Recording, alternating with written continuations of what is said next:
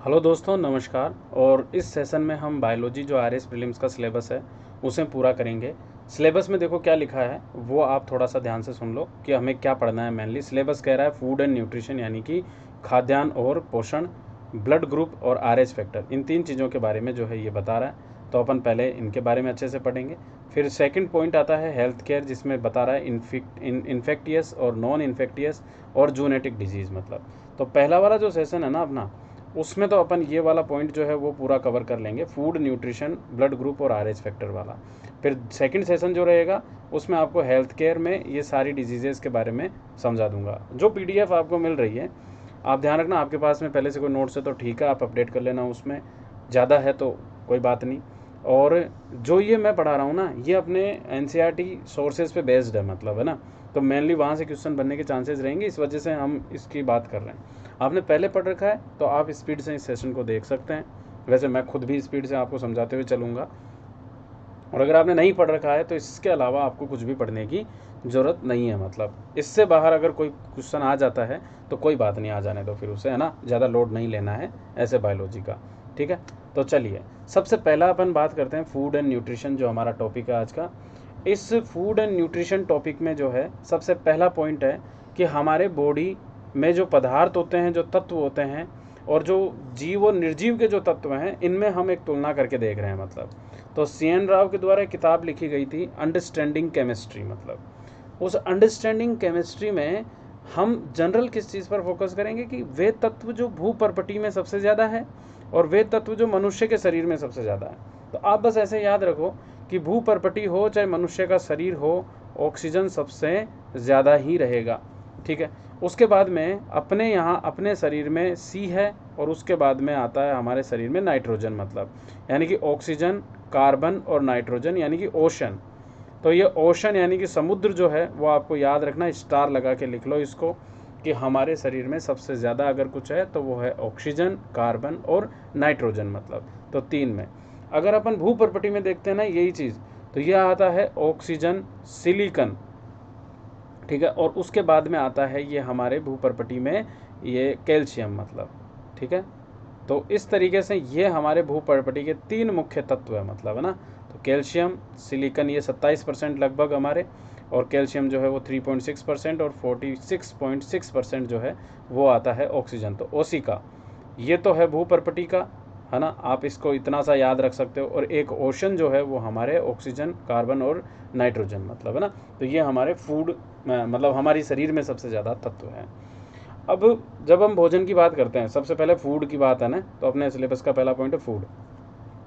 तो अगर अपन भोजन की बात करते हैं तो भोजन देखो दो तरीके का होता है, एक होता है संतुलित भोजन और एक होता है असंतुलित भोजन।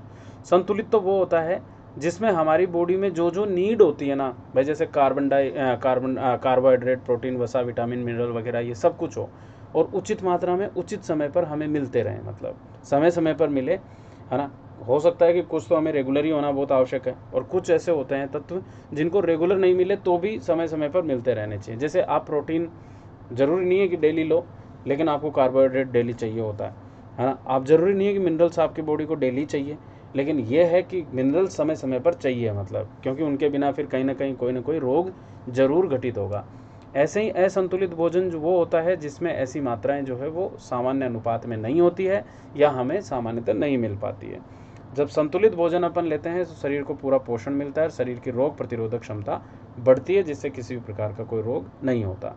लेकिन जो असंतुलित भोजन होता है कुपोषण भी हो सकता है। मतलब हम उसे कुपोषण ही बोलते हैं, कि लंबे समय तक हमारे पास में या एक से ज़्यादा जो है वो पोषक तत्व नहीं मिलते हैं। मतलब तो इनको अपन न्यूनता रोगों के रूप में, यानी कि अभाव रोग या डिफिशियंसी डिजीज़ के नाम से भी अपन इसको जान सकते हैं। तो ऐसा कोई क्वेश्चन मान लो ऐसा बन जाए तो याद रखना अपने को, ठीक है। अब ये कुपोषण सामान्यतः तीन तरीके का देखा जाता है, या तो कोई प्रोटीन की कमी से हो जाए, या कोई विटामिन की कमी से, या कोई खनिज की कमी से कुपोषण हो सकता है। मतलब तो जो प्रोटीन की कमी से होता है ना, उसे हम प्रोटीन एनर्जी कुपोषण यानी कि प्रोटीन एनर्जी माल न्यूट्रिशन कहते हैं। मतलब तो ये पैम स्टार लगा लेना इसके भी। पैम हमसे पूछ सकते हैं कि बताइए पैम में कौन कौन सी डिजीज़ आती है। तो एक तो क्वाशियोरकोर, और एक होता है एक हमारे मेरास्मस। मतलब तो क्वाशियोरकोर जो है ये एक डिजीज़ है पैम में, और एक है मेरास्मस। विटामिन की अगर अपन बात करते हैं तो प्रत्येक विटामिन की कमी से होने वाले जितने भी रोग होंगे वो अपन बात करेंगे आगे विटामिन में, कि वो सब अभाव रोगों की श्रेणी में आते हैं, और कुछ खनिज की वजह से भी हमारे रोग होते हैं। अब जैसे पहले एक बार कौन कौन से खनिज होते हैं थोड़ा उनको देख लें, है ना।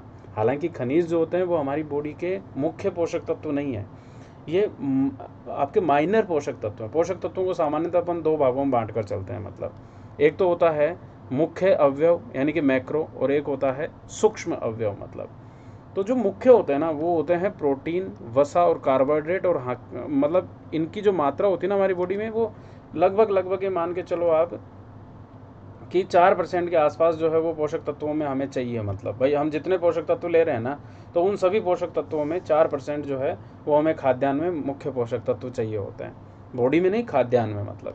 और ऐसे ही जब अपन सूक्ष्म अवयवों की बात करते हैं तो ये लगभग 96% होते हैं, तो कई सारे होते हैं, विटामिन, मिनरल, जल वगैरह और ये बहुत सारी चीज़ें होती हैं। पर मुख्य पोषक तत्व विशेष रूप से जो है वो हमें सबसे ज़्यादा ज़रूरी चीज़ होती है। अगर आप देखोगे जैसे जल है तो हमारी बॉडी का 55% पार्ट तो जल ही बनाता है, मतलब 50 से 65% पार्ट। फैट जो होता है वो लगभग 15 से 20% पार्ट बनाता है, ठीक है। मिनरल्स जो होते हैं वो 5 से 8% पार्ट बनाते हैं। प्रोटीन जो होते हैं वो लगभग 16% के आसपास जो है वो हमारी बॉडी में पार्ट बनाते हैं, मतलब ठीक है। तो ये भोजन में कुछ पोषक तत्व होते हैं। तो अपन जो सूक्ष्म पोषक तत्व है ना मिनरल, उसकी पहले बात कर लेते हैं। तो देखो मिनरल की इंपॉर्टेंस क्या क्या है। जैसे कैल्शियम जो है वो हमारी हड्डियों के लिए ज़रूरी है। आपने देखा होगा हड्डियाँ टूट जाती है तो अपन सीधा डॉक्टर के पास जाते हैं, डॉक्टर हमें कैल्शियम की गोलियाँ लिख देता है, ठीक है। और जो चूना खाते हैं मतलब उनके तो आपको कमी नहीं देखने को मिलेगी, हाँ। तो मैं ये नहीं कह रहा कि आप चूना खाना, ठीक है ना। तो ये ध्यान रखना। तो हड्डियों और दांतों का निर्माण जो है वो कैल्शियम से होता है, मतलब, और साथ ही रक्त का थक्का बनाने में भी कैल्शियम की इम्पोर्टेंस होती है, वो अपन आगे समझेंगे पूरा। फॉस्फोरस जो है वो सेम कंडीशंस है ना, कोशिकाओं को ऊर्जा देने के साथ साथ हड्डियों और दांतों का निर्माण करते हैं। लोहा हमारे एक्चुअली ब्लड में ज़रूरी होता है। जब हीमोग्लोबिन की अपन बात करते हैं तो हीमोग्लोबिन में लोहा होता है ना, आयरन होता है मतलब। तो आपने देखा होगा कि औरतें, लड़कियां जो मेंस्ट्रुअल साइकिल में होती है उन लड़कियों के खून की कमी हो जाती है तो नीली गोली, लाल गोली, ऐसे गोलियां दी जाती है, मतलब, है ना। तो वो आयरन की गोलियां होती है, वो इसलिए होती है क्योंकि विशेष रूप से हीमोग्लोबिन को बढ़ाने का काम करती है। हीमोग्लोबिन से हमारे ब्लड का निर्माण होता है, मतलब मेनली ब्लड हीमोग्लोबिन ही है अगर अपन उसको जनरल लेवल पर देखते हैं, और उसकी वजह से जो है वो एनीमिया नहीं होगा। तो इसकी कमी की वजह से एनीमिया रोग हो सकता है ना। मैग्नीशियम जो है वो पेशियों और तंत्रिकाओं को नियंत्रित करने का काम करता है। सल्फर हमारे प्रोटीन के निर्माण का एक घटक है। तांबा, जस्ता और कोबाल्ट जो होते हैं वो प्रोटीन और एंजाइमों के निर्माण में काम करते हैं, ठीक है। आयोडीन गलगंड रोग होता ही है उससे, क्योंकि जनरली क्या होता है नमक में सामान्यतः आयोडीन नहीं होता, उसको अलग से मिलाया जाता है, मतलब, है ना। तो आयोडीन मिला के ही फिर नमक को बेचा जाता है जब अपन देखते हैं। तो आयोडीन का हमारे पास में कोई जनरल सोर्स नहीं होता, मतलब, है ना। आयोडीन में जैसे पत्तेदार सब्जियां जो होती है वो आयोडीन का एक नॉर्मल सोर्स होता है, लेकिन सामान्यतः अगर अपन बात करते हैं तो आयोडीन जो है वो नमक से ही हमें प्राप्त होता है। तो गलगंड इसकी वजह से होता है, घेंगा, गोइटर, कुछ भी अपन इसे बोल सकते हैं, एक डिजीज़ है।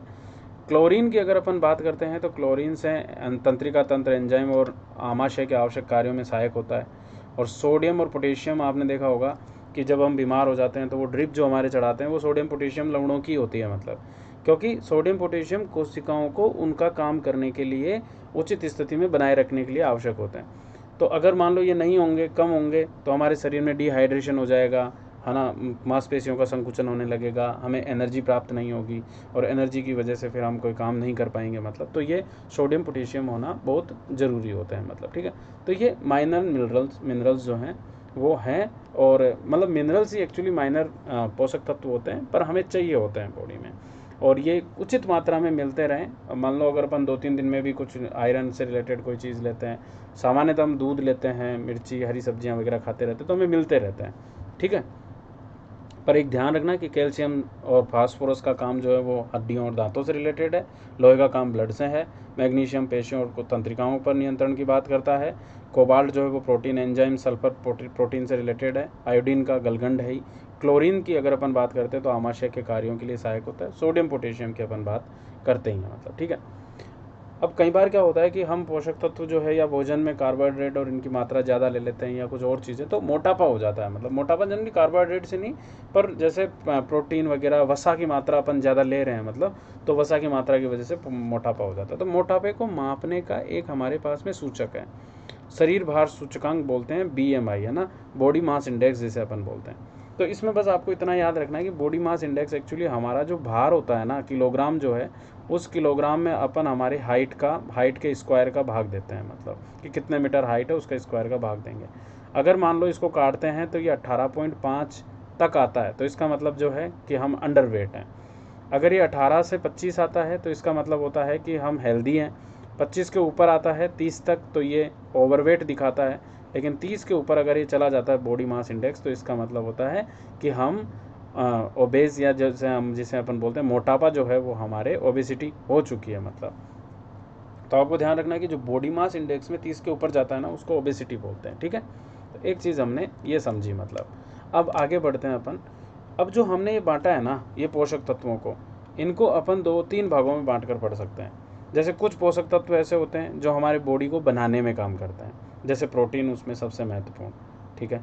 कुछ पोषक तत्व होते हैं जो हमें ऊर्जा देते हैं, जैसे कि वसा और कार्बोहाइड्रेट, जो महत्वपूर्ण रूप से ऊर्जा देते हैं। और कुछ पोषक तत्व होते हैं जो हमें रक्षा देते हैं, मतलब बीमारियों से, इनसे, तो वो जैसे विटामिन और मिनरल्स वगैरह और ये हमें रक्षा देने का काम करते हैं। तो इस तरीके से क्या है कि हमारे NCERT, NIOS वगैरह और ये हैं, इन्होंने 3 खाद्य समूह में डिवाइड कर रखा है। तो हमसे क्वेश्चन ऐसे भी पूछा जा सकता है कि बताइए ऊर्जा प्रदान करने वाले खाद्य कौन से हैं, शरीर निर्माण करने वाला खाद्य कौन से हैं, या रक्षात्मक खाद्य कौन से हैं। तो ऊर्जा प्रदान करने वाले कार्बोहाइड्रेट, शरीर निर्माण करने वाले प्रोटीन, और रक्षात्मक खाद्य में खनिज और विटामिन वगैरह ये हमारे आते हैं। इनके सोर्सेज अभी आपको सब समझ में आ जाएगा। सबसे पहले बात करते हैं प्रोटीन की। देखिए, प्रोटीन में आप याद रखो कि जो ग्रीक वर्ड है प्रोटियोस, इससे मिलकर बना है, और इसका मतलब होता है प्राथमिक या अति महत्वपूर्ण। यानी कि हमारी बॉडी में बॉडी निर्माण का सबसे महत्वपूर्ण घटक होता है। यानी कि तो अगर मान लो कभी आपसे पूछा जाए कि शरीर का संरचनात्मक घटक कौन सा है, क्योंकि कार्बोहाइड्रेट और वसा संरचनात्मक घटक नहीं होते, वो हमें एनर्जी देने के लिए होते हैं, मतलब, है ना। तो शरीर में सबसे संरचनात्मक घटक होता है, वो होता है प्रोटीन अपने, मतलब। अब अगर आप संरचना के हिसाब से देखोगे तो प्रोटीन जिससे हमारी बॉडी का निर्माण होता है, फिर उसके बाद में जो है वो आप बाकी वसा वगैरह और इनकी वजह से हमारी बॉडी होती है, तो सबसे ज़रूरी चीज़ होती है। हालांकि इससे एनर्जी सबसे लास्ट में मिलती है। एनर्जी का अगर अपन रेशो देखेंगे ना, तो एनर्जी के हिसाब से मतलब प्रोटीन सबसे लास्ट में आएगा। सबसे पहले जो हमारे बॉडी में एनर्जी मिलती है वो मिलती है कार्बोहाइड्रेट से, फिर वसा से एनर्जी प्राप्त होती है। और जब हम उपवास की स्थिति में होते हैं, उपवास मतलब हम व्रत वगैरह करते हैं, तो उस दौरान अपन कुछ खाते तो है नहीं, तो कार्बोहाइड्रेट तो हमारी एनर्जी का डेली सोर्स होता है। मतलब एनर्जी का एक्चुअली हमें अगर डेली कोई एनर्जी मिलती है तो कार्बोहाइड्रेट से। अगर हम खाना नहीं खाएंगे तो रात तक एनर्जी नहीं होगी, वो ख़त्म हो जाती है साथ के साथ, तो वो तो होता है कार्बोहाइड्रेट। फिर हम जब उपवास करते हैं, व्रत वगैरह करते हैं, तो उस दौरान जो है वो हमें एनर्जी मिलती है, फिर उसके बाद में वसा से। और अगर मान लो किसी ने वसा और कार्बोहाइड्रेट भी नहीं लिया है, तो फिर प्रोटीन से एनर्जी प्राप्त होना शुरू होती है। तो प्रोटीन टर्सरी सोर्स है एनर्जी का, मतलब वो आपको याद रखना, ठीक है। शरीर वृद्धि के लिए उत्तरदायी है। हीमोग्लोबिन भी एक तरीके का प्रोटीन ही होता है, जो ऑक्सीजन को इधर से उधर ट्रांसफ़र करने का काम करता है हमारी बॉडी में, ठीक है। और एंटीबॉडीज़ के रूप में भी ये शरीर को सुरक्षा प्रदान करता है। तो इसकी जो एक्टिविटी होती है वो एंटीबॉडी के रूप में भी काम कर रहा है, मतलब, ठीक है। तो बस एक तो हमारी बात हो गई कि ये एक्चुअली होता क्या है। शब्द का प्रयोग जो था वो जे वर्जीलियस ने सबसे पहली बार 1938 में किया था। प्रोटीन शब्द इसके बारे में बताया। और ये 3 चीज़ों के मिलकर बने होते हैं, CHON, यानी कि कार्बोहाइड्रेट, हाइड्रोजन, ऑक्सीजन और नाइट्रोजन, मतलब। तो इन कार्बन, हाइड्रोजन, ऑक्सीजन और नाइट्रोजन, इन 3 चीज़ों से मिलकर, और अपन क्या देख रहे हैं, OCN तो हमारी बॉडी का सबसे महत्वपूर्ण घटक है ही, मतलब सबसे ज़्यादा तो हमारी बॉडी में यही है, मतलब OCN ही। तो सीधी सी बात है कि प्रोटीन जो है वो OCN से मिलकर बना होता है, लेकिन इसमें एक हाइड्रोजन और होता है, मतलब, है ना। तो इस तरीके से हमारी बॉडी में 4 तत्वों से मिलकर प्रोटीन होता है। अब देखो, वसा और कार्बोहाइड्रेट का भी यही समझ लो आप, है ना। वसा और कार्बोहाइड्रेट CHO से ही होती है, मतलब मिलकर बनी होती है। केवल ये जो नाइट्रोजन वाला पॉइंट है ना, ये आपको प्रोटीन से ही देखने को मिलेगा, मतलब। तो मान लो कभी ऐसा क्वेश्चन आ जाए कि अगर हम कोई अपशिष्ट पदार्थ है और जो नाइट्रोजन युक्त है, तो इसका मतलब है कि वो प्रोटीन का बना हुआ ही है, मतलब उसका जो भोजन था वो प्रोटीन से ही था, मतलब। तो कहने का मतलब सीधा सा ये हुआ कि प्रोटीन में ही आपको N देखने को मिलेगा, वसा और कार्बोहाइड्रेट में N नहीं आएगा, मतलब नाइट्रोजन नहीं आएगा, ठीक है। ये हमें ध्यान रखना है, ठीक। अब इसके सोर्सेज की अगर अपन बात करते हैं तो सोर्सेज में से देखो, एक शैवाल होता है स्पाइरुलिना, इसकी पाउडर फॉर्म में भी आता है, टैबलेट्स भी आती है इसकी। हालांकि हम सामान्यतः इसको खाते नहीं हैं, लेकिन टेबलेट और पाउडर फॉर्म में प्रोटीन मिलता है स्पाइरुलिना, जिसमें सबसे ज़्यादा प्रोटीन हमें देखने को मिलता है 65% मतलब। उसके बाद में सोयाबीन, राजमा, रागी वगैरह, इनमें 46% प्रोटीन होता है। और दाल जो होती है उसमें 26%, मांस, मछली होते हैं, फिर उसके बाद में दूध, अंडा और पनीर होते हैं। अब देखो कई बार हमसे क्या क्वेश्चन पूछते हैं कि बताइए सबसे रिच सोर्स कौन सा है प्रोटीन का। तो वैसे तो स्पिरुलिना करके एक सवाल है जो हमारे सबसे ज़्यादा सोर्स है मतलब प्रोटीन का, लेकिन क्योंकि हम इसको आमतौर पर लेते नहीं हैं, तो फिर उसके बाद में सोर्स आता है सोयाबीन। तो यानी कि सोयाबीन सबसे महत्वपूर्ण है। आप मांस, मछली वगैरह और ये कोई भी खा रहे हैं तो इसका मतलब ये नहीं कि आप प्रोटीन ज़्यादा ले रहे हैं, हो सकता है उससे कोई और तत्व ज़्यादा मिल रहे हैं, लेकिन प्रोटीन जो है वो तो सोयाबीन, राजमा, रागी, इन चीज़ों से सबसे ज़्यादा मिलेगा। फिर उसके बाद में आता है दाल। तो आप ऐसे याद रख लो इसको तो कि सुदामा, जो सुदामा था दुबला पतला था, तो दुबला पतला सुदामा को सबसे ज़्यादा नीड जो थी वो प्रोटीन की थी। तो सोयाबीन, दाल और मांस जो है वो ये सबसे ज़्यादा रिच सोर्स है। स्पाइरुलिना तो आमतौर पर है नहीं हमारे पास में, तो इसलिए दूध, अंडा और पनीर जो है वो वहाँ से प्रोटीन हमें कम मिलता है। ठीक है। अब दूध में अगर आप देखोगे ना, देखो दूध में जो दूध में क्या, सॉरी, अंडे में जो वाइट पार्ट होता है ना, ये वाइट पार्ट तो होता है जिसमें विशेष रूप से अपने प्रोटीन 4 ग्राम तक ही होता है मतलब। ठीक है। इसे ट्रांसफेरिन बोलते हैं मतलब, है ना। तो इसमें ट्रांसफेरिन होता है और प्रोटीन 4 ग्राम होता है। ठीक है। और इसके अलावा अगर आप देखोगे कोलेस्ट्रॉल नहीं होता इसमें, है ना, इसमें फैट नहीं होता, इसमें कार्बोहाइड्रेट भी जो है वो 0 ग्राम के बराबर होता है। लेकिन दूसरा जो यॉक होता है ना, जो बीच में white white colour, yellow yellow colour का होता है, इसमें एल्बुमिन, इसको अपन एल्बुमिन बोलते हैं। तो एल्बुमिन प्रोटीन होता है मतलब इसमें, दूसरे में ट्रांसफेरिन प्रोटीन होता है, कहने का मतलब। तो जो एल्बुमिन प्रोटीन होता है ना, ये विशेष रूप से हमें यॉक में देखने को मिलता है। इसमें फैट जो होता है वो देखो 4.5 ग्राम होता है, प्रोटीन 2.5 ग्राम होता है। तो आपने कभी जिम वाले लड़कों को देखा होगा, उनको एक्चुअली जो ट्रेनर होता है ना, वो सजेस्ट करता है कि ये बीच वाला जो येलो है ना, ये येलो वाला पार्ट, इसको निकाल के फेंक देना, और ये जो है वो वाइट वाला खाना है। क्यों खाना है? क्योंकि इसमें प्रोटीन की मात्रा ज़्यादा होती है ना। और जो बीच वाला योक होता है ना, इस योग में एक्चुअली क्या होता है कि फैट ज़्यादा होता है। तो जिम वाले बच्चे जो होते हैं वो फैट नहीं खाते हैं मतलब, 4.5 ग्राम इसमें फैट है, जबकि दूसरे में देखो प्रोटीन ज़्यादा है। तो आप याद रखना है कि अपने मतलब इसमें प्रोटीन की मात्रा किस में ज़्यादा होती है, तो वाइट पार्ट में ज़्यादा होती है। योग में प्रोटीन कम होता है, फैट ज़्यादा होता है मतलब। बाकी इसमें कोलेस्ट्रॉल भी होता है, इसमें और भी चीज़ें, कार्बोहाइड्रेट्स वगैरह और ये भी होते हैं। तो अपने को बस ये अंडे वाली चीज़ को थोड़ा सा ध्यान रखना, ठीक है। उसके बाद में प्रोटीन जो है वो अमीनो अम्लों के घटक होते हैं। यानी कि सामान्यतः प्रोटीन जो होते हैं वो अमीनो अम्लों से बने होते हैं। अगर अपन इसकी स्ट्रक्चर की बात करें तो ऐसे होते हैं ये, कि प्रोटीन पॉलीपेप्टाइड होते हैं। पॉलीपेप्टाइड का मतलब होता है कि एक पूरी श्रृंखला होती है अमीनो अम्लों की, कई सारे अमीनो अम्ल मिलकर जो है वो एक श्रृंखला बनाते हैं। तो ऐसे पॉलीपेप्टाइड बोलते हैं, मतलब पॉली मतलब बहु, है ना, और पेप्टाइड मतलब होता है दो अमीनो अम्लों के बीच में जो है जो बॉन्ड होता है उसको पेप्टाइड बॉन्ड बोलते हैं। तो ऐसे करके ये पॉलीपेप्टाइड बॉन्ड हो गया, यानी कि कई सारे बॉन्ड से बनी हुई एक श्रृंखला होती है अमीनो अम्लों की। ठीक है। और ये अमीनो अम्ल जो होते हैं ना, ये इनका अगर आप चेंज सीक्वेंस बदल दो ना, जैसे ये अमीनो अम्ल है, ये अमीनो अम्ल है, इसके आगे अमीनो अम्ल होता है, फिर आगे अमीनो अम्ल लगे हुए रहते हैं ऐसे। और अगर अपन इनकी सीक्वेंस बदल देना तो अमीनो, ये प्रोटीन भी बदल जाता है। प्रोटीन बदला, जीव के भीतर भिन्नता भी बदल जाती है। तो एक याद रखना है कि अपने को प्रोटीन बदलने से जीवों में भिन्नताएं आती है। ठीक है।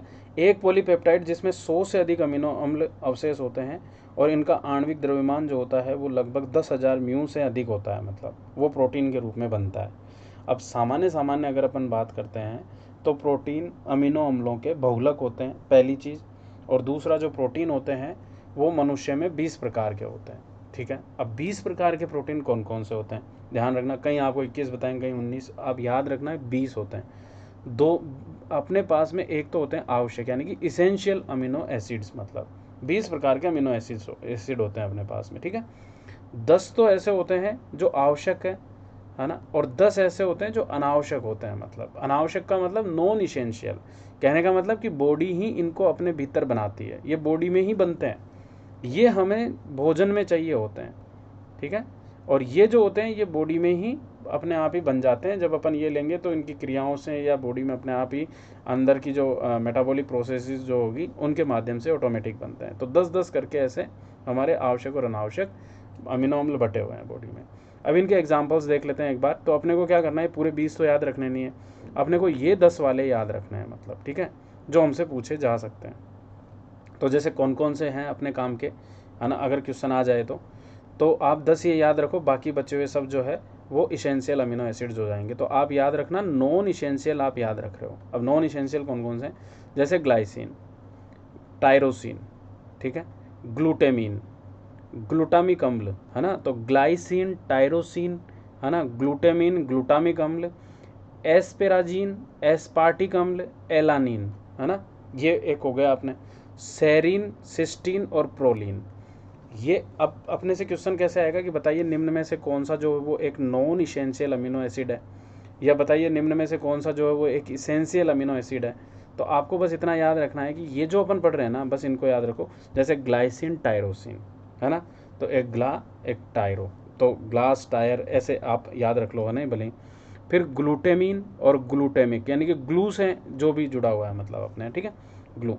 फिर आता है एस्पेराजीन, एस्पार्टिक और एलानिन। तो ए से 3 है ना, ए से 3 है, ग्लूटामीन से 2 है, ग्लू से 2 है, सेरीन, सिस्टीन, तो से 2 है, और एक प्रोलीन हो गया, है ना। तो सेरीन, सिस्टीन, प्रोलीन, एलानिन, एस्पार्टिन, एस्पार्जीन, है ना, एस्पार्टिक अम्ल और एस्पार्जीन वगैरह हो रही है। बाकी जैसे आप अगर इधर देखोगे स्टिडीन, आइसोल्यूशिन, लूशिन, लाइसिन, ये ले वाले जो है ना वो उधर की तरफ है, इधर नहीं है मतलब, है ना।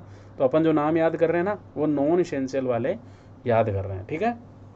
ग्लाइसिन हो गया, टायरोसिन हो गया, ग्लूटामीन हो गया, एक बार फिर से दोहराओ, है ना, ग्लूटामिक अम्ल हो गया, एस्पारजीन हो गया, एस्पार्टिक अम्ल हो गया, एलानिन हो गया, सिस्टीन हो गया, सेरीन हो गया, प्रोलीन हो गया। इस तरीके से अपने को याद रखना है, ठीक है। तो ऐसे याद हो जाएगा, कोई दिक्कत वाली बात नहीं है। उसके बाद में अपन देखते हैं कि हमारी बॉडी में अलग अलग जगहों पर बहुत सारे प्रोटीन, पूरी बॉडी प्रोटीन की बनी होती है। तो कौन कौन से प्रोटीन जो है वो अपने काम के, इस फोटो में कौन सी चीज़ काम की है, तो इस फोटो में देखो कुछ चीज़ें अपने काम की है। सबसे पहली चीज़ मैं आपको बताऊं, एंजाइम्स। आप याद रखना है कि all enzymes are protein but all protein are not enzymes, मतलब यानी कि सभी एंजाइम्स जो होते हैं वो प्रोटीन होते हैं, लेकिन सभी प्रोटीन एंजाइम नहीं होते। इस स्टेटमेंट को लिख लेना भले ही, है ना, कि सभी एंजाइम जो होते हैं, क्योंकि ये अमीनो अम्लों के बने होते हैं, तो सभी एंजाइम प्रोटीन होते हैं, प्रोटीन होते हैं, लेकिन सभी प्रोटीन जो है वो एंजाइम नहीं होते हैं, मतलब ये आप साइड में कहीं मेंशन कर लेना। तो जैसे एंजाइम्स में कुछ डाइजेस्टिव एंजाइम्स होते हैं अपने बॉडी में, ठीक है, उनके जो विशेष रूप से बॉडी में जो है वो खाने पीने को और इनको ब्रेक डाउन करने में काम आते हैं, मतलब तो वो एंजाइम हो गए, है ना।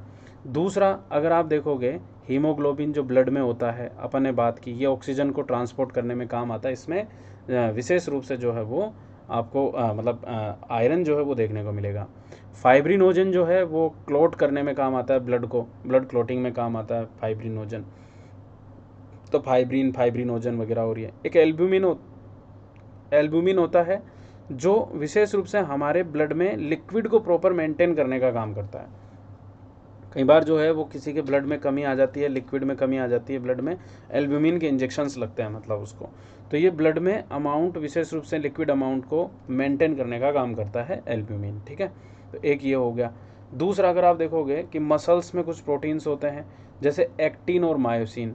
तो आप एक्टिंग करते हो ना, तो आप ऐसे याद रख लो कि एक्टिन हाथों को इधर उधर करोगे तो वो एक्टिन और मायोसिन मसल्स में है, मतलब आप मसल्स को मूवमेंट करोगे ना तो बस वो मसल्स में।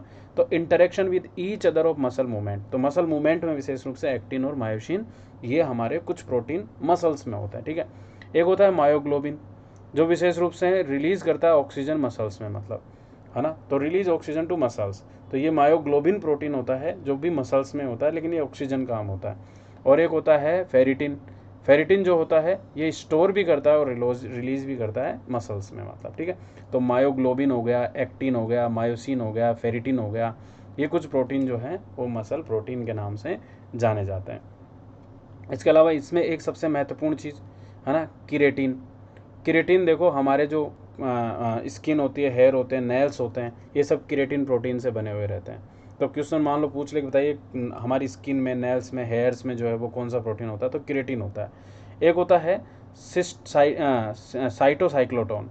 तो ये जो होते हैं ना, ये विशेष रूप से प्रोटीन फिलामेंट्स का एक नेटवर्क है ना। आपको खैर इतना ये इंपॉर्टेंट नहीं है, लेकिन किरेटिन बहुत इंपॉर्टेंट प्रोटीन है।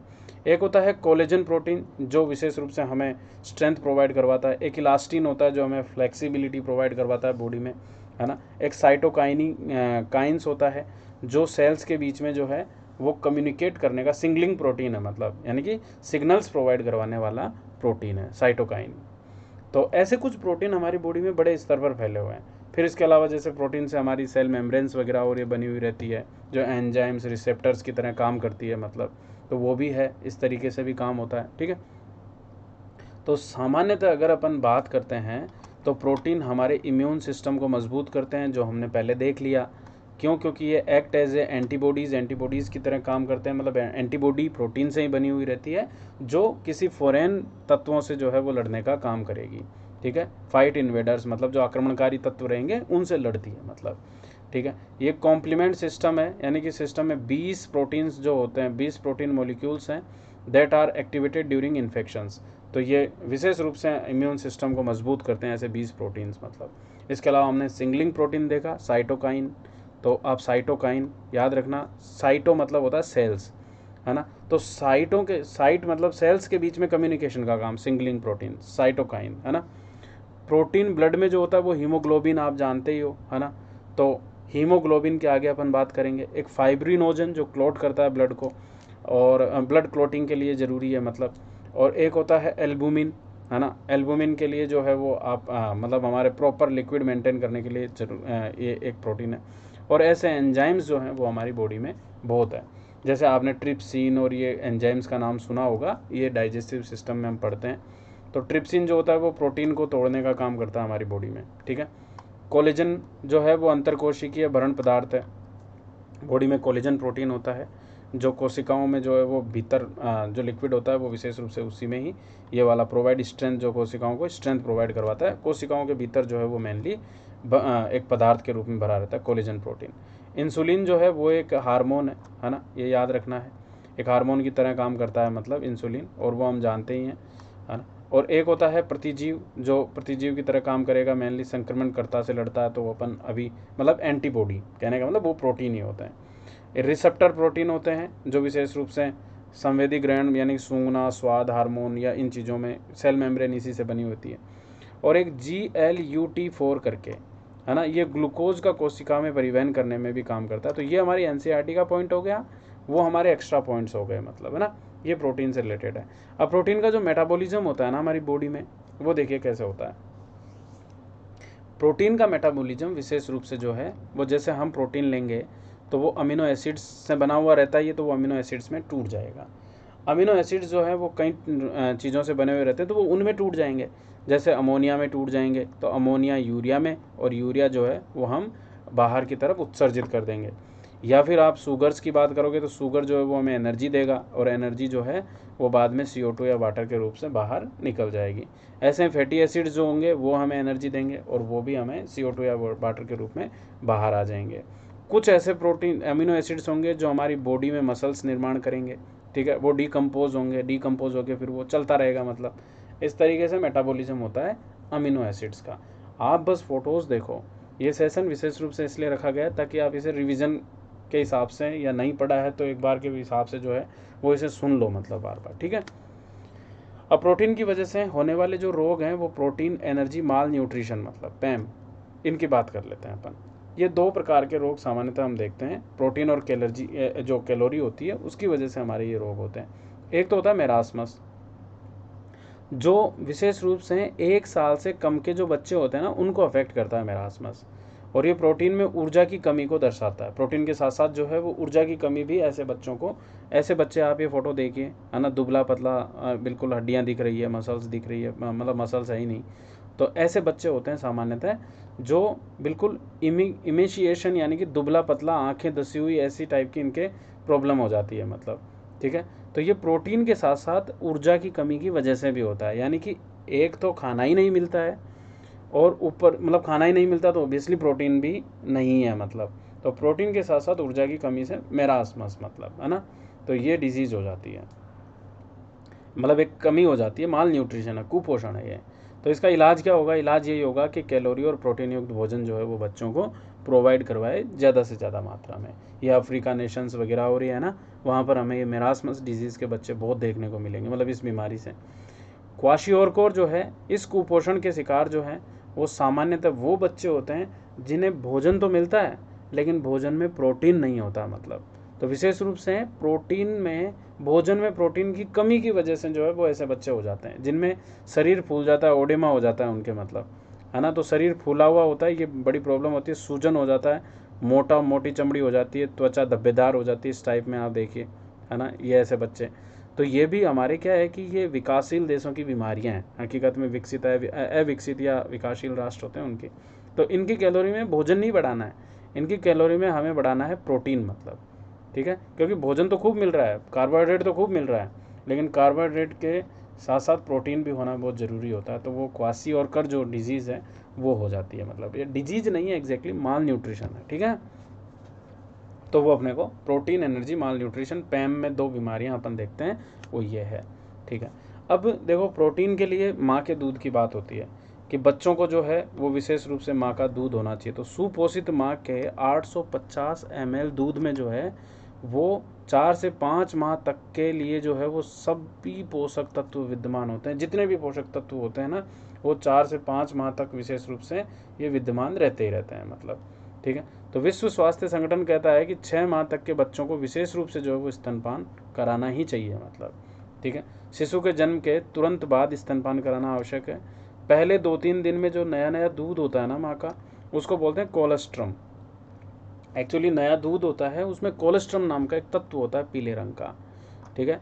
और इस पीले रंग के तत्व में जितने भी प्रतिरक्षी यानी कि जितने भी एंटीबॉडीज़ होते हैं वो सभी विद्यमान होते हैं। तो ये तो बच्चों को संक्रमण से बचाने का काम करता है। तो मान लो माँ के नव दूध में किस प्रकार के तत्व होते हैं, कौन सा तरल पदार्थ होता है पीले रंग का, तो कोलेस्ट्रम करके तरल पदार्थ जो है वो माँ के दूध में विद्यमान होता है। इसको स्टार लगा लेना आप लोग, ठीक है।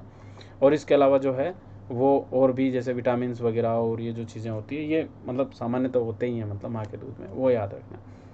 अब दूसरी बात आती है कि प्रोटीन का परीक्षण कैसे किया जाता है। तो प्रोटीन का परीक्षण जो होता है ना भाई, हमारे खाद्य पदार्थों में प्रोटीन है कि नहीं है, मतलब उसको कैसे जांचेंगे। तो प्रोटीन युक्त खाद्य सामग्री जो होगी उसको कॉपर सल्फेट के साथ में एक बार हम मिलाते हैं, मतलब कॉपर सल्फेट का एक विलयन लेते हैं, ठीक है। 2 बूंद कॉपर सल्फेट की ले लिए, 10 बूंद जो है वो कास्टिक सोडा का विलयन ले लिया, और फिर उसको जो है वो प्रोटीन युक्त सामग्री के साथ में मिलाया। तो अगर मान लो बैंगनी रंग उत्पन्न हो जाए तो समझना कि प्रोटीन की उपस्थिति है ना। आप ऐसे याद रख लो कि उसमें एन है ना प्रोटीन में, तो एन का मतलब नीला रंग आ जाए ना मान लो, है ना, या नेवी, कुछ भी आप ऐसे याद रख सकते हो कि बैंगनी नीला कुछ टाइप का रंग आ जाए ना, है ना, मैनली बैंगनी रंग। तो अगर ऐसा कोई रंग उत्पन्न हो जाए तो समझ लो प्रोटीन की उपस्थिति जो है वो विद्यमान है उसमें, ठीक है। तो एन से बैंगनी रंग, है ना, बैंगनी। दूसरा, कार्बोहाइड्रेट का परीक्षण हम अगर हम करें तो कार्बोहाइड्रेट का परीक्षण कैसे करेंगे कि बॉडी वहाँ उस पर्टिकुलर खाद्य पदार्थ में कार्बोहाइड्रेट है कि नहीं है। तो यहाँ क्या करते हैं अपन, एक आयोडीन का विलयन लेते हैं, मतलब ठीक है, तनु आयोडीन, मतलब कॉन्सेंट्रेट आयोडीन होता है, उसका अपन एक विलयन लेते हैं। उसमें 2 से 3 बूंदे जो है वो खाद्य पदार्थ के साथ में डालते हैं। अगर मान लो खाद्य पदार्थ का कलर नीला या काला हो जाता है, मतलब है ना, यानी कि ब्लू और काला अगर कलर हो जाता है तो फिर इसका मतलब ये हो जाएगा कि उसमें स्टार्च या कार्बोहाइड्रेट की उपस्थिति है, मतलब ठीक है। तो कार्बोहाइड्रेट में एन नहीं होता, तो आप याद रखना कि जिसमें एन नहीं होता ना उसमें नीला और काला रंग होगा, और जिसमें एन होता है उसमें बैंगनी रंग होना आवश्यक है, मतलब। लेकिन प्रोटीन का परीक्षण करते समय हमें ये ज़रूरी है कि कॉपर सल्फेट का विलयन जो है वो हमारे पास में हो, और उसके साथ ही कास्टिक सोडा का विलयन भी अवेलेबल हो, ठीक है। ये हो गया हमारे प्रोटीन की बात। अब नेक्स्ट आता है कार्बोहाइड्रेट। कार्बोहाइड्रेट देखो CHO के बने होते हैं, जो अपन ने अभी देखा थोड़ी देर पहले। CHO यानी कि कार्बन, हाइड्रोजन और ऑक्सीजन से निर्मित होते हैं, पहली चीज़। दूसरी बात इंपॉर्टेंट यहाँ, H और O का जो इसमें रेशो होता है ना वो होता है 2:1 का। तो ये भी अपने को ध्यान रखना है कि 2:1 के रेशो में कार्बोहाइड्रेट्स होता है, मतलब अपने, ठीक है। एक बात हमारी ये हो जाती है काम की चीज़। दूसरा, कार्बनिक पदार्थ है, कार्बन, हाइड्रोजन, ऑक्सीजन होता है, ये अपन ने देख ही लिया। प्रतिदिन सर्वाधिक ज़रूरी है, मतलब अपने को ये है कि मान लो मतलब अपन कुछ ले नहीं ले, लेकिन कार्बोहाइड्रेट लेना बहुत ज़रूरी है, मतलब भोजन में। क्रियाकलापों में ऊर्जा का स्रोत है, जो अपन ने पहले समझ लिया, ठीक है। कार्बोहाइड्रेट फैट की अपेक्षा जो है वो शरीर में जल्दी पच जाते हैं, क्योंकि हमें तुरंत चाहिए होते हैं कार्बोहाइड्रेट, ठीक है। और इसका फॉर्मूला जो होता है कार्बोहाइड्रेट का वो इस तरीके से होता है कि कार्बन, फिर H2 और O, है ना। तो इस तरीके से आप बोल सकते हो, या फिर आप ऐसे भी देख सकते हो कि जो हाइड्रोजन होता है वो ऑक्सीजन की तुलना में डबल होगा, तो आप यहाँ देखिए, है ना, कि ग्लूकोज का जैसे फॉर्मूला है C6H12O6, तो हाइड्रोजन डबल है ऑक्सीजन की तुलना में, ठीक है, और जो कार्बन है वो ऑक्सीजन के बराबर है, मतलब तो उसका रेशो उस तरीके से होता है। जो पहले अपन ने देखा अमीनो एसिड्स के बीच में जो बॉन्ड होता है वो होता है पॉलीपेप्टाइड बॉन्ड, जो प्रोटीन में देखने को मिलेगा। यहाँ पर जो बॉन्ड होता है ना वो होता है ग्लाइकोसिडिक बॉन्ड, मतलब यानी कि दो एटम जो होंगे कार्बोहाइड्रेट के, उनके बीच में बॉन्ड होता है वो विशेष रूप से ग्लाइकोसिडिक बॉन्ड होता है। इसका जो स्रोत होगा, है ना, ये डेली मिलेगा अपने को। जैसे मान लो आपसे पूछ ले खिलाड़ी खेल के समय क्या पीते हैं, तो वो कार्बोहाइड्रेट लेते हैं, मतलब जो ग्लूकोज ले रहे हैं वो कार्बोहाइड्रेट है, वसा प्रोटीन वो नहीं है वो, है ना। हमें एनर्जी, डेली एनर्जी का सोर्स क्या है, तो कार्बोहाइड्रेट है, मतलब, है ना। इस तरीके से अपने को ध्यान रखना है बेसिक सा। तो जैसे अनाज है, गेहूँ है, चावल है, मक्का है, शहद है, गुड़ है, अंगूर है, ये इसके मुख्य सोर्स है, मतलब कार्बोहाइड्रेट के। अब जनरली कार्बोहाइड्रेट को 3 भागों में विभाजित किया गया है। पहला मोनोसेकेराइड में, दूसरा ओलिगोसेकेराइड में, और तीसरा पॉलीसेकेराइड में, मतलब।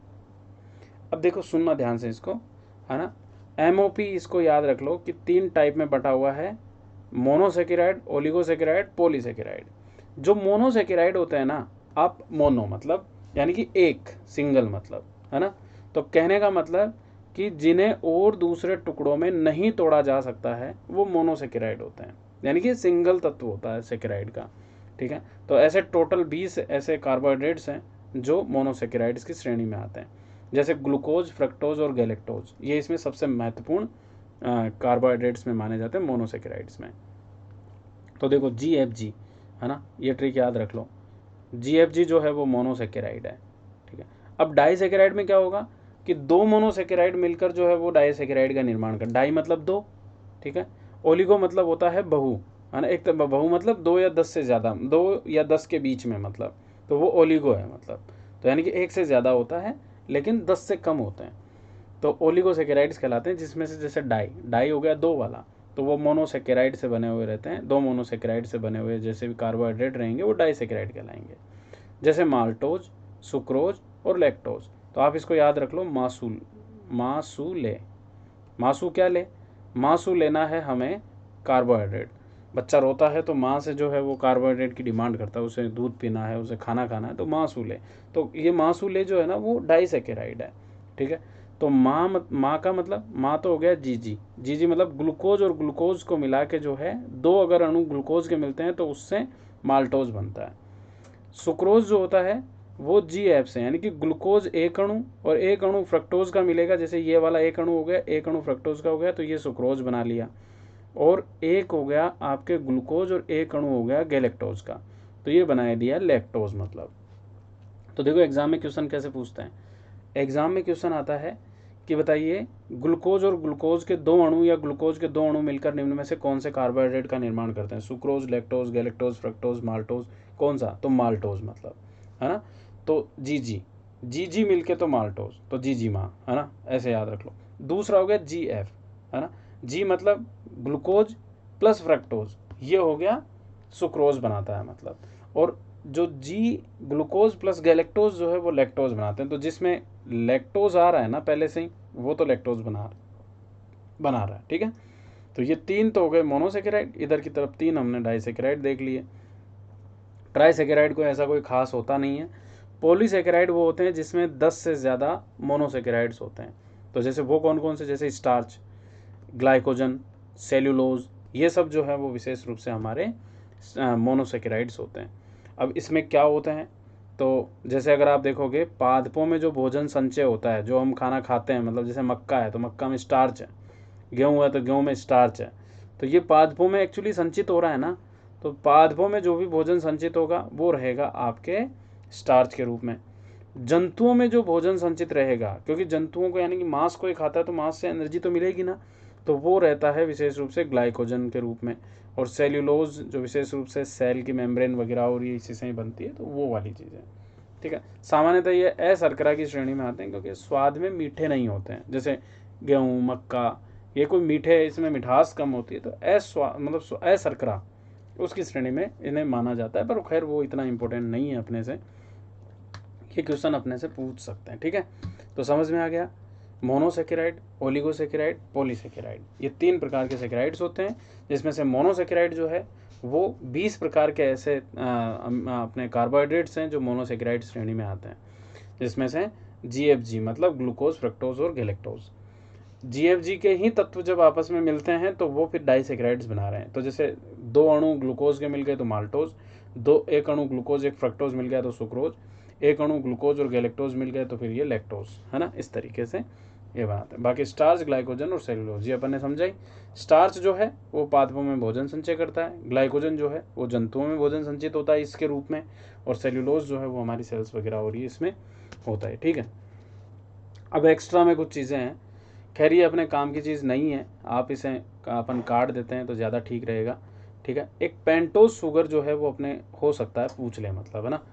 पेंटोज शुगर जो है ना वो DNA और RNA में होता है। तो जब आपने DNA और RNA पढ़ोगे या पढ़ा होगा, वैसे हमारे डायरेक्टली सिलेबस में मेंशन नहीं है, पर वो बायोटेक्नोलॉजी वाले सेक्शन में थोड़ा सा हम DNA RNA को पढ़ते हैं, तो वहाँ आपने पढ़ा होगा, तो आपने ज़रूर पढ़ा होगा कि डीऑक्सीराइबोज और राइबोज। तो ये तो होता है RNA में, ये होता है DNA में, मतलब तो डीऑक्सीराइबोज और राइबोज जो होते हैं ये पेंटोज शुगर होते हैं जो हमारे DNA और RNA में पाए जाते हैं, मतलब ठीक है। तो ये भी कार्बोहाइड्रेट ही है, मतलब ठीक है। अगर मीठापन की बात करते हैं तो मीठापन के मामले में फ्रक्टोज सबसे मीठा होता है, ठीक है। तो जैसे फ्रूट है ना, तो आप फ्रूट से याद रख लो, फ्रूट मीठे होते हैं तो फ्रक्टोज मीठा होता है। फिर सुक्रोज जो होता है वो सेकंड लेवल पर मीठा होता है, ठीक है। फिर ग्लूकोज होता है, फिर लैक्टोज होता है, लैक्टोज दूध में होता है। ग्लूकोज जो है वो जनरली हमारे गेहूँ वगैरह इनमें अनाज में होता ही है। सुक्रोज जो होता है वो सामान्यतः जो गन्ना होता है, चीनी होती है, उसमें सुक्रोज होता है। फ्रक्टोज जो होता है वो फ्रूट में होता है, इनमें सब चीज़ों में ये मिलते हैं। तो फ्रूट सबसे मीठा है, फिर सुक्रोज है, फिर ग्लूकोज है, फिर लैक्टोज है, ये मीठापन है। कई बार आपने देखा होगा कि डॉक्टर जो है वो डायबिटीज़ के टाइम पे ये खाने से मना कर देता है, सामान्यतः भाई गेहूँ मत खाओ, या फिर कई बार जो है वो मीठा खाने से मना कर देता है। तो एक्चुअली ये एनर्जी को बढ़ाते हैं। अब ग्लूकोज हम लेंगे बॉडी में, हम सुक्रोज फ्रक्टोज लेंगे तो ये हमारे ग्लूकोज के लेवल को बढ़ा रहे हैं, और ये ग्लूकोज का लेवल ही तो एक्चुअली डायबिटीज़ है। इसको बैलेंस करने के लिए इंसुलिन रिलीज़ होता है, मतलब तो बॉडी में इंसुलिन रिलीज़ नहीं होता, पहले से ही ग्लूकोज ज़्यादा होता है तो वो डायबिटीज़ ही बनाता है। अपन रोगों में डिस्कस करेंगे इस चीज़ के बारे में, ठीक है। तो ग्लूकोज में देखो simple sugar, grape sugar, blood sugar भी बोलते हैं इसको। मान लो आपसे पूछ ले कि भाई ग्लूकोज जो है, भाई सिंपल शुगर किसे कहते हैं, सामान्य शुगर तो ग्लूकोज को। ग्रेप शुगर किसे कहते हैं, है ना, द्राक्ष शर्करा, हिंदी में द्राक्ष आ जाएगा, तो द्राक्ष शर्करा किसे कहते हैं, ब्लड शर्करा किसे कहते हैं, तो ये हो गया ग्लूकोज। फ्रूट शर्करा, है ना, जैसे फ्रक्टोज को फ्रूट शर्करा कहते हैं। हनी शुगर, है ना, मधु शर्करा, ठीक है, या हमारे शहद शर्करा जो है वो फ्रक्टोज हो गई। टेबल शुगर किसे बोलते हैं, तो सुक्रोज को बोलते हैं। कैन शुगर जो अपने सामान्यतः चीनी में, तो वो सुक्रोज है। ब्रेन शुगर जो है वो गैलेक्टोज है, ठीक है। और मिल्क शुगर जो है वो हमारे लैक्टोज है, मतलब जो लैक्ट मतलब होता है दूध। कोई भी चीज़ जो है वो लैक्ट से जुड़ी हुई रहे तो आप समझ लेना कि वो दूध से जुड़ी हुई है, मतलब जैसे लैक्टोमीटर, है ना, जो दूध में वसा की मात्रा वगैरह और इनको देखने में काम करता है, मतलब ठीक ऐसे ही जो है वो लैक्टोलाइसिस या दूध को जो है वो तोड़ने का काम करता है। हमारी बॉडी में ऐसे कुछ एंजाइम्स होते हैं जो लैक्टोलाइसिस का काम करते हैं। वो जो भी चीज़ें लैक्ट से जुड़ी हुई वो दूध है, मतलब ठीक है। तो मिल्क शुगर, तो ये इस तरीके से हो गया, ठीक है। तो ये तो समझ में आ ही गया होगा कि कार्बोहाइड्रेट जो है वो हमारे किस तरीके से होता है। अब ये वही अपने NIOS का कुछ पॉइंट है, जैसे कि शर्करा की अपन बात कर रहे थे। शर्करा जैसे मोनोसेकेराइड अपन ने देखा, ग्लूकोज की समझा अपन ने। ग्लूकोज सामान्यतः जो है वो हम आम शर्करा बोलते हैं, सामान्य शुगर होती है जो सामान्य हर जगह आपको देखने को मिलेगी, मतलब ठीक है। फ्रक्टोज जो शहद और पके हुए फूलों में होता ही है। डाइसेकेराइड अपन ने देखा, हाँ, सुक्रोज जो गन्ने, चुकंदर वगैरह इनमें सुक्रोज होता ही है, ठीक है। और माल्टोज जो है वो अंकुरित अनाजों में, इनमें माल्टोज होता है। लैक्टोज दूध में पाया जाता है। स्टार्च जो है वो कार्बोहाइड्रेट का संचयन इस रूप में होता है अनाजों में, बीजों में, चावल, गेहूँ, जो सब में वो अपन ने देखा। सेलुलोज, पादपों में सेलुलोज होता है, बीजों का आवरण वगैरह ये सब सेलुलोज से बना हुआ रहता है, ठीक है। तो वो हो गई बात अपनी। अब अगला आता है वसा। वसा जो है वो जैसे आप देखोगे कि ये भी CHO की बनी होती है। पहले अपन ने देखा कि वसा, कार्बोहाइड्रेट, ये दोनों CHO के बने होते हैं, ठीक है। तो सर्वाधिक ऊर्जा और ऊष्मामान जो है वो वसा का होता है। वसीय अम्ल, ये 3 अणु तो होते हैं इसमें वसीय अम्लों के, और एक होता है ग्लिसरॉल का, इससे वसा मिलकर बनती है। मतलब आप देखो ये ग्लिसरॉल हो गया, ठीक है, और ये हो गए फैटी एसिड्स। तो ग्लिसरॉल्स और फैटी एसिड्स, यानी कि फैटी एसिड्स के कितने अणु, 3 अणु, ठीक है, और ग्लिसरॉल का कितना अणु, 1 अणु।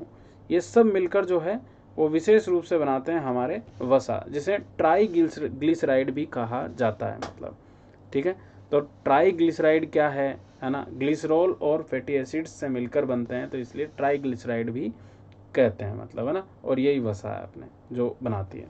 अब एक्चुअली फैटी एसिड्स जो होते हैं ना, वो 2 टाइप के होते हैं अपने बॉडी में क्या मतलब भोजन में। एक होता है सेचुरेटेड फैटी एसिड्स, जहाँ से क्वेश्चन पूछते हैं, और एक होता है अनसेचुरेटेड फैटी एसिड, जहाँ से क्वेश्चन पूछने के पूरे चांस होते हैं। मतलब अब देखो हमसे यहाँ पर क्या क्वेश्चन पूछेंगे वो समझना। आपको ध्यान रखना है कि असंतृप्त अनसेचुरेटेड फैटी एसिड्स, ठीक है, जो ऐसे फैटी एसिड्स होते हैं जो सामान्यतः कमरे के तापमान पर तरलता ही प्रदर्शित करते हैं। मतलब यानी कि जो हमारा रूम टेम्परेचर होता है वो होता है 24 से 25 डिग्री सेल्सियस रूम टेम्परेचर माना जाता है। तो इस रूम टेम्परेचर पर जो होते हैं ना, ये अनसेचुरेटेड जो फैटी एसिड्स होंगे वो तरल ही रहेंगे। मतलब जैसे तेल, जैसे सरसों का तेल अगर आप देखोगे तो रूम टेम्परेचर पर ऐसे ही रहेगा, चाहे फिर वो 30 डिग्री हो चाहे 20 डिग्री हो, है ना, सरसों का तेल उसी तरीके से रहेगा, है ना। लेकिन अगर आप दूसरी तरफ देखोगे, ऐसे फैटी एसिड जो सेचुरेटेड फैटी एसिड्स हैं, मतलब जो कमरे के तापमान पर ठोस हो जाते हैं, जैसे घी जो 24-25 डिग्री सेल्सियस पर सामान्यतः ठोस या सेमी सॉलिड के रूप में रहता है। मतलब है ना, ऐसे ही वसा, साबुन वगैरह, इनमें आपको ये सेचुरेटेड फैटी एसिड्स देखने को मिलेंगे। तो जो असंतृप्त अनसेचुरेटेड फैटी एसिड्स है ना, ये हमारी बॉडी में अच्छे होते हैं। मतलब जैसे अरंडी, मछली का तेल, सरसों वगैरह, ये हमारी बॉडी के लिए ठीक होते हैं।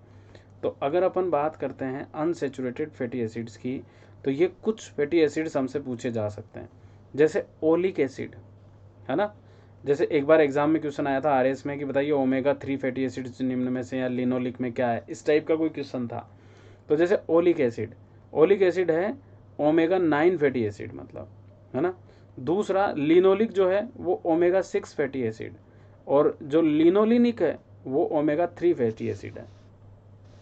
तो जैसे मान लो पूछ ले कि भाई ओमेगा 3 फैटी एसिड जो है वो किस में क्या है, तो लिनोलेनिक, है ना, और 6 लिनोलिक, है ना, और ओलिक वो हो गया आपके ओमेगा 9 फैटी एसिड। मतलब ठीक है, तो ये अपने लिए काम की चीज़ हो जाती है। जैसे हमारे हम अलसी वगैरह और लेते हैं ना, तो ओमेगा 3 फैटी एसिड्स बड़ी मात्रा में होते हैं उनमें, ठीक है। तो लिनोलेनिक, लिनोलिक और ओलिक एसिड, ये हो सकता है हमसे पूछ लें, मतलब बेसिक सा, ठीक है।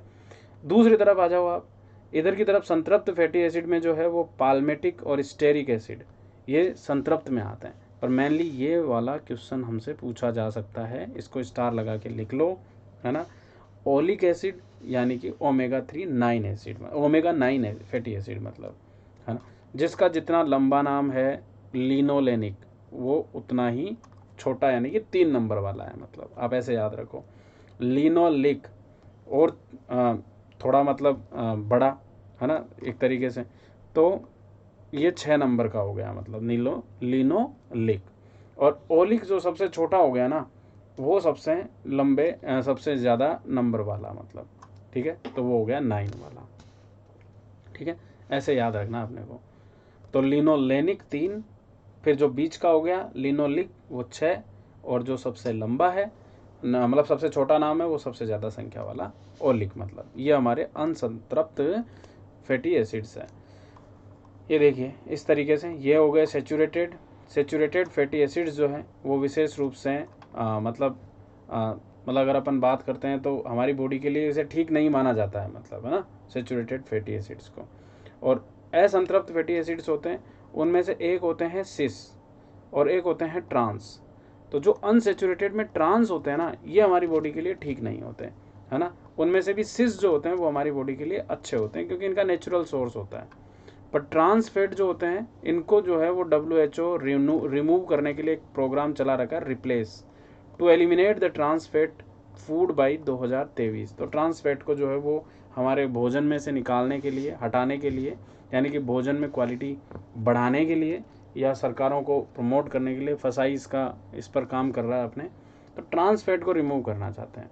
तो अनसेचुरेटेड फैटी एसिड्स भी दो टाइप के होते हैं, एक होता है सिस और एक होता है ट्रांस। ट्रांस हमारी बॉडी में अच्छे होते हैं, ठीक होते हैं, पॉजिटिव इफेक्ट होता है।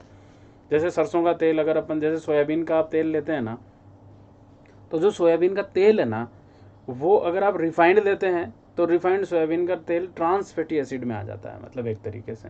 लेकिन जैसे हम डायरेक्ट लेते हैं, तो जैसे आपने कच्ची घानी सरसों का तेल है, तो वो कच्ची घानी का मतलब हो गया वो सिस फैट है, उसमें हमने कोई प्रोसेस नहीं किया, डायरेक्ट निकाला उसको, तो वो शरीर में अच्छा होता है, वो नेचुरल है मतलब। पर जो हाइड्रोजेनिक होते हैं वो ट्रांस फैट में आ जाते हैं।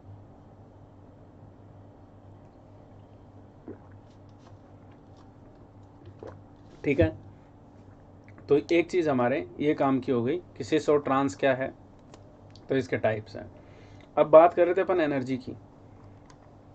ठीक है, तो एनर्जी के मामले में जो है वो सबसे प्राइमरी एनर्जी हमें कहाँ से मिलती है, तो आपको पता है कार्बोहाइड्रेट से हमें सबसे प्राइमरी एनर्जी मिलती है, एक चीज़। दूसरे नंबर पर हमें एनर्जी किससे मिलती है, तो दूसरे नंबर पर हमें एनर्जी मिलती है फैट्स से। और तीसरे नंबर पर हमें एनर्जी जो मिलती है वो मिलती है प्रोटीन से। लेकिन एक्चुअली एक अणु में एनर्जी की मात्रा की अगर अपन बात करते हैं, पर ग्राम में एनर्जी की मात्रा की बात करते हैं, तो कार्बोहाइड्रेट में जो है वो 4 कैलोरी होती है। मतलब देखो, मिलती इससे पहले प्राइमरी, जो अपन ने लास्ट में भी डिस्कस किया था कि फर्स्ट नंबर पर जो एनर्जी हमें शरीर को मिलती है वो होती है कार्बोहाइड्रेट से, फिर ये खत्म हो जाता है तब फैट से मिलती है। लेकिन अगर अपन अणु की बात करते हैं ना, तो 4 कैलोरी पर ग्राम के हिसाब से कार्बोहाइड्रेट से में एनर्जी होती है। दूसरा 9 कैलोरी पर ग्राम के हिसाब से फैट में, और प्रोटीन में जो है वो 4 कैलोरी पर ग्राम के हिसाब से। तो कार्बोहाइड्रेट, प्रोटीन और फैट, ठीक है, इस तरीके से ये कैलोरी यानी कि एनर्जी का जो है वो हमें, मतलब ये तो सोर्स में ये संचित, पर इससे प्राइमरी नहीं है एनर्जी, ध्यान रखना, प्राइमरी एनर्जी मिलती है कार्बोहाइड्रेट से। ये इंपॉर्टेंट चीज़ हो जाती है। अब शरीर को देखो ऊर्जा की क्या क्या आवश्यकताएं होती है, सामान्यतः किस टाइप का क्वेश्चन हमसे पूछ सकते हैं, तो अगर अपन देखें तो महिलाओं वाला क्वेश्चन सामान्यतः पूछा जा सकता है। जैसे कि गर्भावस्था के दौरान, सक्रिय अवस्था में, है ना, सामान्यतः कैलोरी की मात्रा जो है वो कितनी होती है, या दुग्ध स्त्रवण की अवधि में जो है वो महिला को कैलोरी की आवश्यकता कितनी होती है। तो आप जब दुग्ध स्त्रवण की स्थिति होती है ना, जब स्तनपान करवाती है, तो उस दौरान लगभग 3700 किलो कैलोरी जो है वो हमें आवश्यक है, मतलब महिलाओं को। गर्भावस्था के दौरान 3300 के आसपास कैलोरी की आवश्यकता होती है 4-5 महीने के बाद में। और अगर वो थोड़ी सक्रिय अवस्था में काम कर रही है तो 2400 कैलोरी के आसपास जो है वो आवश्यकता सामान्य सामान्य होती है। मतलब पुरुष की अगर अपन बात करते हैं तो अभ्रमणशील यानी कि बैठे बैठे काम कर रहा है ना, तो उसके लिए 2400 कैलोरी नीड होती है। मतलब हल्का शारीरिक श्रम करता है तो 2800, और कठिन श्रम करता है तो उसमें फिर थोड़ी कैलोरी ज़्यादा चली जाती है। ठीक है, ऐसे ही अगर बच्चों में, बच्चियों में, इनमें बात करते हैं तो बच्चों में जैसे उनके शरीर भार के हिसाब से कैलोरी की आवश्यकता होती है, 100 से 120 कैलोरी की मात्रा जो है वो ज़रूरी होती है बच्चों में, शिशुओं में, 12 महीने के बच्चों में मतलब। और जो बच्चे 2 से 6 साल के होते हैं उन्हें 1200-1800 कैलोरी के आसपास चाहिए होती है। खैर वो हमसे नहीं पूछेंगे, आप इतना महिलाओं वाला ज़रूर याद रखना, वो हमारे लिए इम्पोर्टेंट है, 2400, 3300 और 3700 के हिसाब से। ठीक है, तो ये शरीर में कुछ ऊर्जा आवश्यकताएं हैं, कैलोरी के हिसाब से हमें मिलती है। अब देखो वो तो हो गए हमारे कार्बोहाइड्रेट, वसा वगैरह, और ये हमने समझ लिया, वसा ट्राइग्लिसराइड होता है ना। और हमने देखा कि मोनोसेकेराइड, सेकेराइड्स के हिसाब से हमने मोनो, डाई, पॉलीसेकेराइड, ओलिगोसेकेराइड वगैरह इनको समझा। अब देखो कुछ चीज़ें ऐसी होती है जो, मतलब जैसे डायबिटीज़ के पेशेंट होते हैं तो वो तो कार्बोहाइड्रेट नहीं ले सकते, लेकिन मीठा कैसे लेंगे, कहाँ से लेंगे। ठीक है, तो फिर मीठे के लिए यह है कि हमारे पास में कुछ आर्टिफिशियल स्वीटनिंग एजेंट्स हैं, मतलब, है ना। और कुछ जो होते हैं वो नेचुरल स्वीटनर्स होते हैं जिनमें कार्बोहाइड्रेट की मात्रा नहीं होती है, मतलब यानी कि सुक्रोज नहीं होता, ग्लूकोज नहीं होता। तो सामान्यतः ऐसे जो एजेंट्स होते हैं या ऐसे स्वीटनर्स जो होते हैं, वो आपने देखा होगा कि ये जो ये नहीं होते मिठास के लिए जो मार्केट में खूब सारे ऐसे चीज़ें आती हैं, मतलब, तो उनमें इनका प्रयोग किया जाता है। जैसे एक होता है सैकरिन जो सबसे ज़्यादा यूज़ किया जाता है, मतलब मिठास के लिए। तो ये विशेष रूप से डिस्कवर किया गया था 1889 में, 79 में, मतलब। एक होता है एस्पार्टेम जो ब्लू कलर का होता है, ये पिंक का होता है, मतलब। एक होता है एलिटेम, एक होता है सुक्रालोज, और एक होता है साइक्लामेट। तो ये आर्टिफिशियल स्वीटनर्स हैं, जो हमारे जो मिठास के लिए विशेष रूप से मार्केट में प्रयोग हो रहे हैं मतलब आजकल। तो सैकेरिन सबसे ज़्यादा प्रयोग होता है, एस्पार्टेम होता है, एलिटेम होता है, सुक्रालोज होता है और साइक्लामेट होता है। तो क्वेश्चन आ सकता है, आप याद रखना, सैकेरिन, एस्पार्टेम, एलिटेम, सुक्रालोज, साइक्लामेट, ये सब आर्टिफिशियल स्वीटनिंग एजेंट्स हैं। और जबकि नेचुरल स्वीटनर्स की अगर अपन बात करते हैं तो एक होता है स्टीविया। ये स्टीविया ग्लाइकोसाइड्स होते हैं, ये पौधा होता है, जैसे आप ये पौधा देख रहे होंगे ना, इसके पत्ते नेचुरल स्वीटनर्स, मीठे होते हैं पत्ते। तो इन पत्तों को उबालकर जो है इनका रस बना के और फिर चाय में इनका प्रयोग किया जाता है, तो वो स्टीविया। एक होता है मोंक फ्रूट और एक होता है जाइलेटोल। तो जाइलेटोल है, मोंक फ्रूट है, स्टीविया है, ये कुछ ऐसे पौधे हैं जो नेचुरल स्वीटनर्स के रूप में काम कर रहे हैं मतलब, ठीक है। बाकी आर्टिफिशियल में सैकेरिन सबसे फेमस है, एस्पार्टेम है, एलिटेम है, सुक्रालोज है, साइक्लामेट है। ये कुछ तत्व हैं जो हमारी बॉडी में है मतलब, है ना, मतलब बॉडी में क्या, सॉरी, हमें स्वीटनर्स के रूप में चाहिए होते हैं। अब बात आती है विटामिन्स की, ठीक है। विटामिन्स की अगर अपन बात करते हैं तो देखो, विटामिन्स सामान्यतः जो है वो दो टाइप के हम देखते हैं। विटामिन्स एक तो होते हैं वाटर सोल्यूबल और एक होते हैं फैट सोल्यूबल विटामिन। अगर आप देखोगे ना कि वाटर सोल्यूबल, ये तो सारी बातें अपन